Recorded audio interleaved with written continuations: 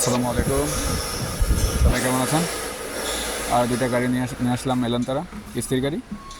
10,000 টাকা down payment, 2019 model গাড়ি দেখতে পারতেছেন, সাদা কালার। গাড়িটি কিস্তিতে দেওয়া হবে, engine, gear, chassis, air bag all ওকে। কোনো বাংলাদেশি ভাই যদি গাড়ি নিতে চান অবশ্যই যোগাযোগ করবেন, ডেসক্রিপশন বক্সে নাম্বার দেওয়া আছে।